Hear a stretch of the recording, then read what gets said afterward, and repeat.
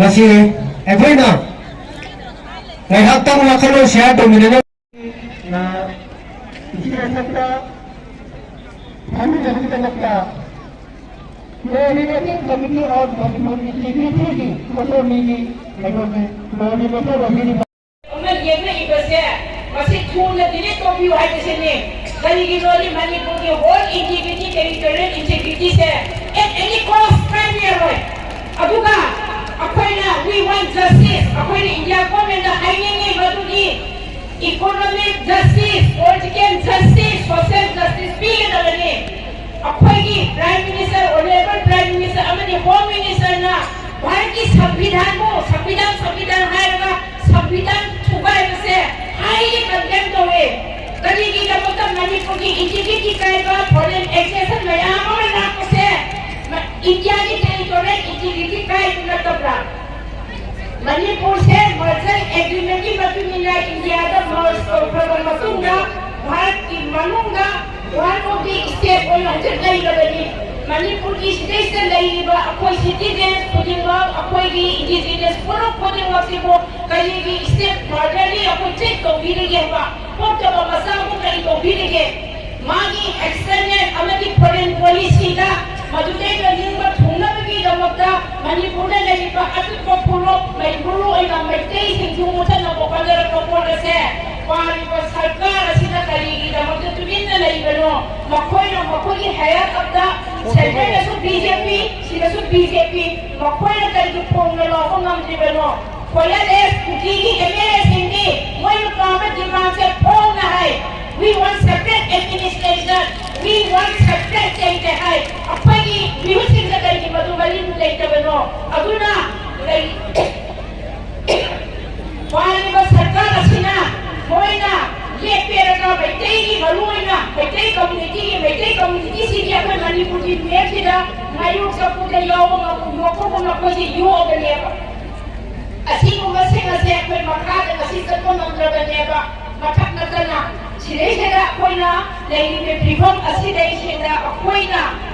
तुम्हें ना पंगोलो ना नहीं बा है वैसे very unfortunate for the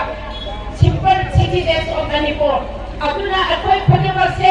Manipur की पंसिन रबगी है बिसे लेके महिला बाई सु कोमाली नहारो सु कोमाली सात्र सु कोमाली राजनीति वाला सु कोमाली अकोई फटेबा अगर तू में लेपियो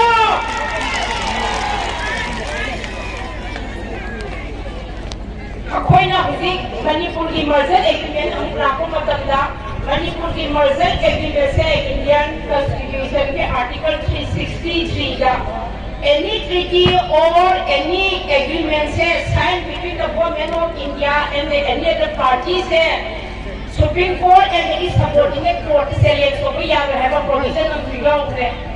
like of three but the appointed if I was in Namakam to that was an endless water in the hanging provide you of half the percent करेगी नोटे मर्जर एग्रीमेंट की मधु की चैप्टर 8 से द आर्टिकल 8 से the Manipur की दबता special investigation in all respect Manipuri सिंसे के खाना गनी न हाई बसे मसी द पीबे इंडिया को में द पीबा ऑब्लिगेशन लयाम इंडिया को में द पीबा अंडरटेकिंग लयाम से लोइनो को फेल होय लाबा मधु किसी द सु अखोई द करी बोंगा बा हाइजे बय आपकी रूम काम बिलम द बसे मखोई असोई बदुन अदुना के अखोई कई दोनी अखोई प्रेसिडेंट ऑफ इंडिया रही मंगोला अखोई एग्रीमेंट से री पेरूस तो री लुक तो हाइबे अखोई से रिप्रेजेंटेशन में पीबे दरकार ओय अदुना अखोई भारतीय प्रेसिडेंट जो पार्लियामेंट में रंग पीबे मारी स्पीच का मणिपुर की ओइबा करीम याउद्रे बगी मरम की करीगी मोहाइबा मतमदा पार्लियामेंट सरकार असिना प्रेसिडेंट ऑफ इंडिया का मणिपुर को करीब एक फीडबैक हम कुइद्रे अदुरगदी मणिपुर से इंडिया गवर्नमेंट नुसीरीब्रा अखोई चीफ मिनिस्टर हागे कने लाउरी अखोई मणिपुर से प्राइम मिनिस्टर ने याम नुसीबने याम कंसर्न ओइबने कदाय का कंसर्न ओइ मखोई कानबा मखोई एनी प्रोजेक्ट लाका अदुगा मणिपुर दा भिक्टिम मयाम ओइरगा डिस्प्लेस ओइबा मयाम सिदेसदा पिथरा को पैसा मयाम से सिदिन नबी कानबा तो कमन लगे है Manipur peace na piyaroi until na unless ako'y displaced person sing ase mako'y respective posts nendu na mako'y checkal dogi ko'y amagi matuki matik sab edi ko'y ni ko'y toga matik sab educate facility ni ko'y mato ako'y santi por piyaroi santi por pase ako'y isa ilaw sing ako'y may day ningon etek tong dogan ako'y etek tong je Mungkin orang kata, aku nak dicari tu bani, aku ni mesti dicari sentuh bani apa, han bani apa, bukan han bani apa. Aduh dah, selesai muda thora pa, ilang mayam, aduh dah itu dah, sida modest tu pa, left tu pa, lebih mayam tu, intrusion tu pa, prime minister movement tu mayam tu, aduh kita pula lagi, dead poor dah, aku semai orang sida compare tu kapi kung tu puhi mewani, aduh kapi kung tu puhi tu. Ini kuai ini lupa ni, agar ni nanti kali ini ada dah. Lupa yang mana mati kau bawa boleh kopi dah bawa ni, kopi dah bawa ada air besar. Aku makai lupa bawa bagi control dan bawa air besar, besar lagi pok ni.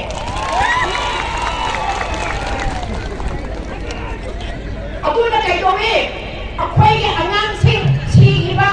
hak hiba sing ni, ena kes orang dah kali doktor maju lagi, aku buat equation अथवा पहली इसकी लेकिन NIA में लाए लगा police की मत इंग्लोब ले लगा मयाम से ऐसी ना एनआईए का समोथा था का एक्टर तो ले जो मयाम तो भी मसाली फुल नक्शे तो वो मयाम को पुलिस पारी मैंने पूरे पुलिस बैठी पुलिस ही तो करेगी मैं तो भाव लो आईएएस लेगा आईपीएस लेगा तो वो ना तमक्का वही सिद्धांत की मत की ना ऐसी सरकार का कुछ असिस्टेंट भी बहुत Kotra Aku ada kali, koki sehingga aku itu oleh itu memang sena, aku itu semua ada, aku step kamu lagi, that shall be against the interest of my day and my idea. Aku nanti koki na,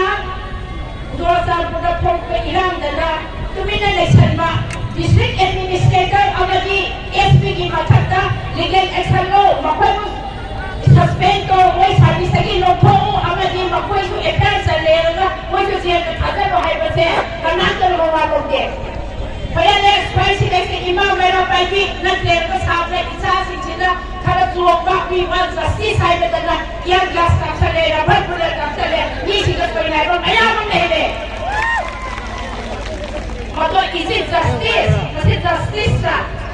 ako na gani ako din mana ka ba ki ako kudam ne Kuki sini di progress officer orang high profile orang mali community की फलने लगी दमका कोई ने बम्बे से यार ना सेमे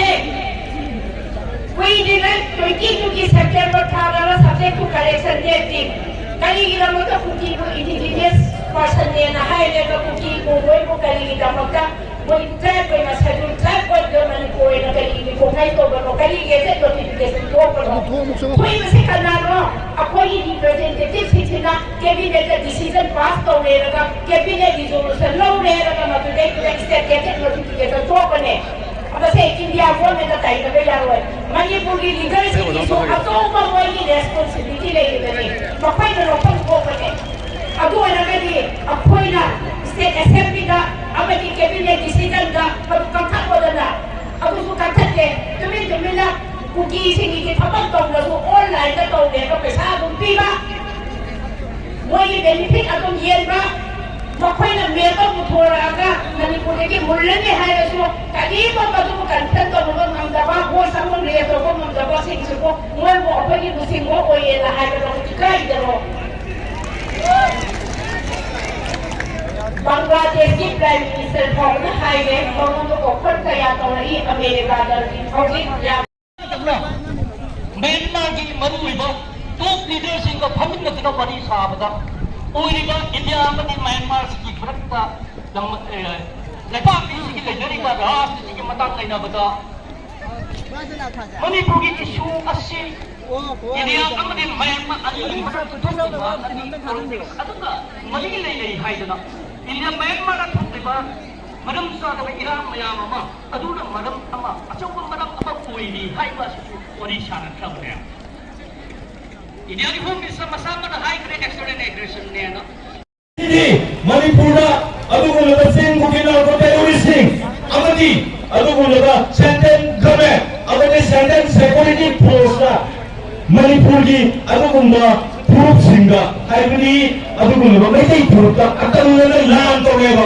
lan toreba se aikoi karamna mayung laganega adu aikoi apunna pamneba aikoi amatto oile pujallaga hairiba yidamising adu maithiba biwa se aikoi ithauramni haiba wapun aduni kadigino aikoi tamda aikoi pujanni phoba mi khudong chabana kani aikoi masen amada ama haisin laga laibri batamate imalaiba iramlam kan siare kani aikoi amatto oile pujansi haiba wapun adu miyam da thamjege aduga ai miyam da thamjege imalaiba Manipurna yaipure Kangaipak Imam yaipure Kangaipak Imam di dalamta macaga thawai thana nabagi dalamta sem sarga lei yaipise masih Imam da thamjaraga badang asumukene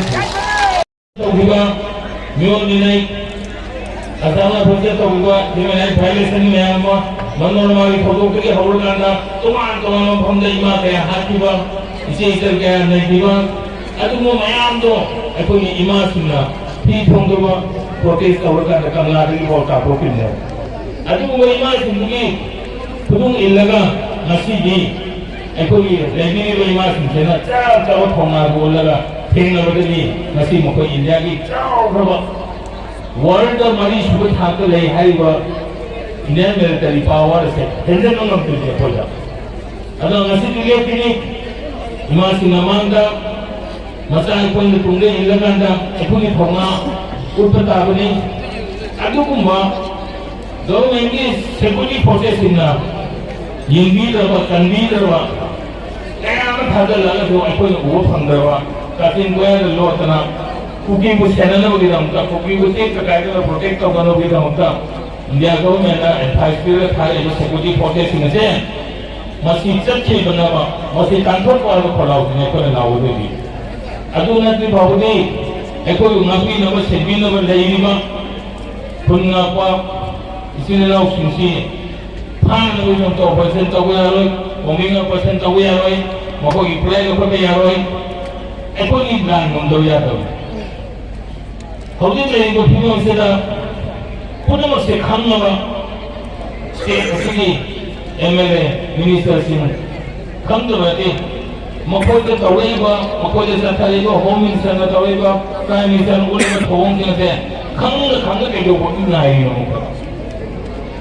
Hinga ba, hinga tumma ba. Aduga, madugi wakalo naduda ngasi se,